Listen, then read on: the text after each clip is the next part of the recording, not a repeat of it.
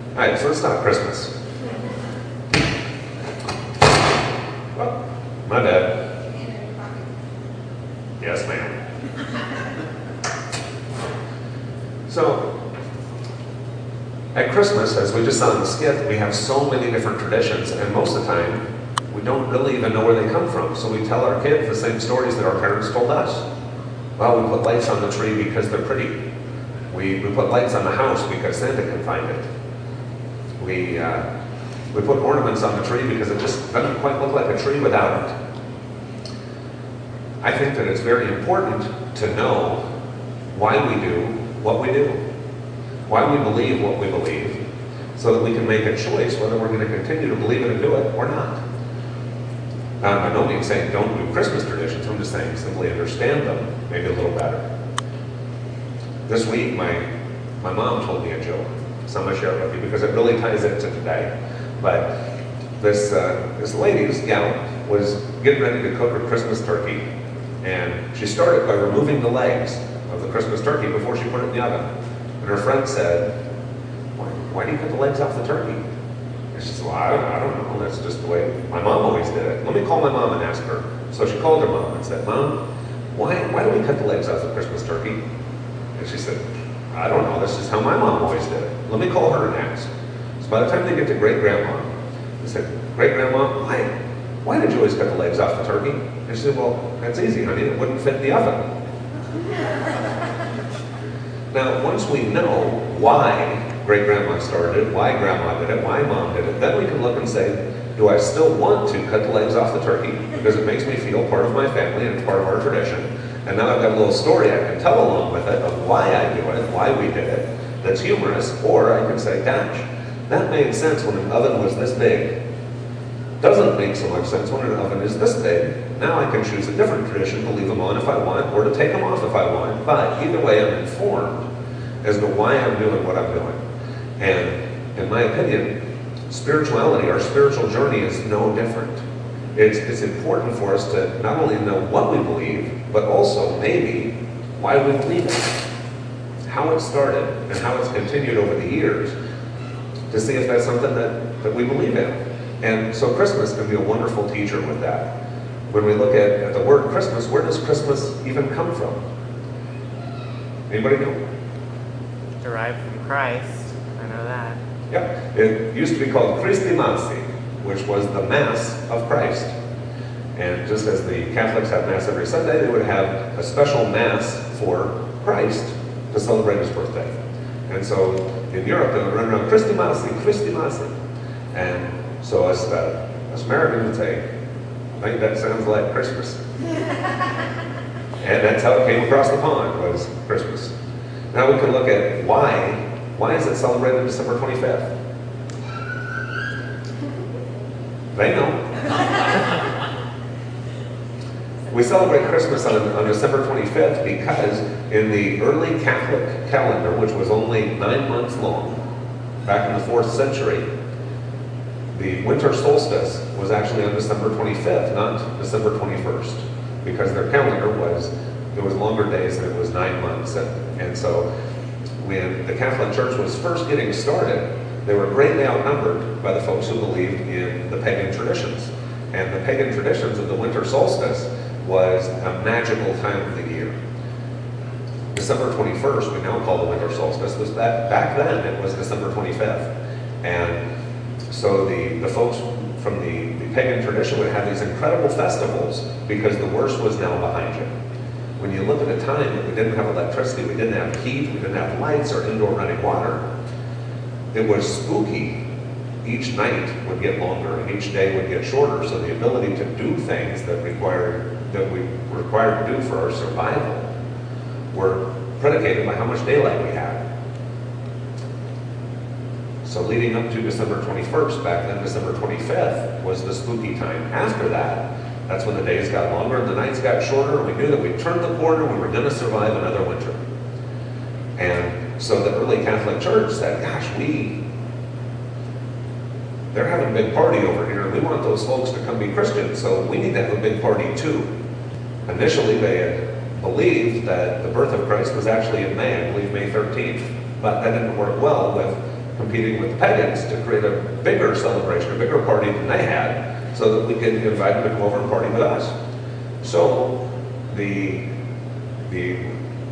Catholic Church moved it, I believe in the 4th century, to December 25th, which at the time was the winter solstice, and said, come on, hey look, we got our party. This is the birthday of our Savior. And then it took the summer equinox in July and said that was the birthday of John the Baptist. And so we had a balance one way and the other. And it helped to open a door. Now I think the Catholics succeeded, because Christmas is now celebrated all over the world. It's one of the biggest parties, regardless of religion or denomination. Believers and non-believers, it's now taken on a secular name as well, which is what a lot of the traditions has become. But even those traditions have their roots way back when. And so again, when we understand it, we can check it out. Now, with the ancient pagan festivals of the winter solstice, one of the key aspects of that winter solstice celebration was nature worship, was worshiping God through nature. And so they would have, for lack of a better term, a good tree hugging ceremony. And back then, they didn't have TV and they didn't have these things. They were much more in tune to their environment. And these early pagans were some really, really spiritual people. And they would see, if you will, now I'm psychic, so I still see this stuff, and hopefully you do too. But in the trees, they would see these tree spirits who would go around almost like modern day Tinkerbell. And so in celebration of this, they would take little candles and they would take a little bit of wax and put it on the edge of the evergreen tree and stick the candle to it and light the little candle. And these little candles would be throughout the tree, symbolizing these nature spirits for the folks who weren't psychic, who couldn't see. There, look, you can see all the little spirits in that tree. And this is why we like Christmas, where we put lights on our trees today. Now, we know in Florida, sometimes the wind blows. And when it blows, candles go out. So they had this really neat idea. They could make these little glass balls and put candles inside them. And that way, when the wind came, it wouldn't blow them out. Now today, we have these little glass bulbs on our trees. Maybe we know why, maybe we don't, but we do now. It was a gift from our ancient pagan friends, our ancient pagan brothers, who said, this is a good way for a candle to not go out. Right? And just like the lady with the turkey and the cutting the legs off, now that you see kind of where stuff's coming from, you can kind of see where it's going and if it's something that you want to do or not do. And when your little ones ask, or even if your little ones are big ones now, it makes for some really cool conversation around the Christmas table when folks are saying, well, why is this? Why is that? Why is this? Now we look at, now today we have these amazing displays of lights on our house. Lights all over. Now why do we do that?